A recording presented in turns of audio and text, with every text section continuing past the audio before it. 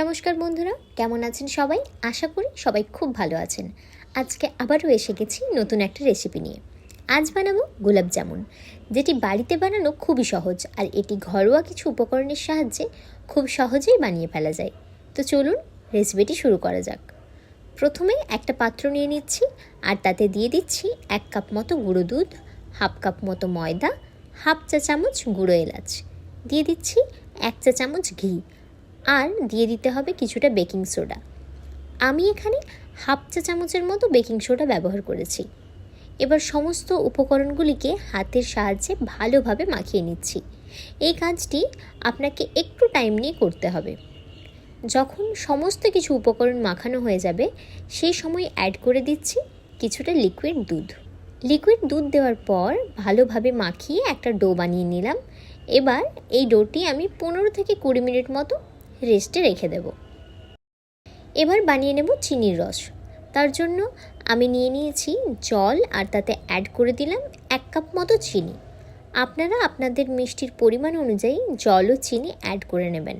এবার জলটা কিছুটা ফুটিয়ে নিয়ে একটু গাঢ় রং হয়ে এলে আমি এটা একটা পাত্রে ঢেলে নিচ্ছি।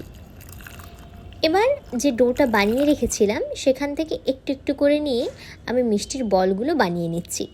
আপনারা যেরকম সাইজের বানাতে চান সেই পরিমাণ মতো নিয়ে ছোট বড় বল বানিয়ে ফেলুন।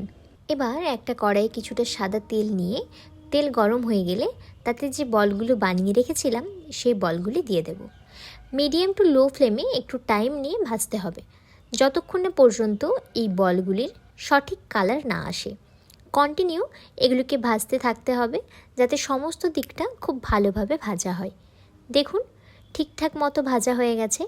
আমি এবার এগুলোকে তুলে নিয়ে মিষ্টির রসে দিয়ে দেব। এবার যাতে সমস্ত মিষ্টিগুলো চিনির রস পায় তার জন্য আমি একটা চামচের সাহায্যে উল্টে পাল্টে চিনির রস ভালোভাবে মাখিয়ে নিচ্ছি। এবার আমি এটাকে 1 থেকে 2 ঘন্টার মতো রেখে দেব, যাতে চিনির রস প্রত্যেকটা মিষ্টির ভেতর অবধি খুব ভালোভাবে ঢুকে যায়। বাইরে মিষ্টির যে হারে দাম বেড়েছে, বাড়িতে মাঝে মধ্যে বানিয়ে খাওয়াই যায়, কি বলুন? ভিডিওটি ভালো লেগে থাকলে অবশ্যই লাইক করে দেবেন। চ্যানেলে নতুন হয়ে থাকলে চ্যানেলটিতে অবশ্যই সাবস্ক্রাইব করে আমাদের পাশে থাকুন। আজকের মতো এইটুকুই, দেখা হচ্ছে পরের ভিডিওতে। সবাই ভালো থাকুন, সুস্থ থাকুন, ধন্যবাদ।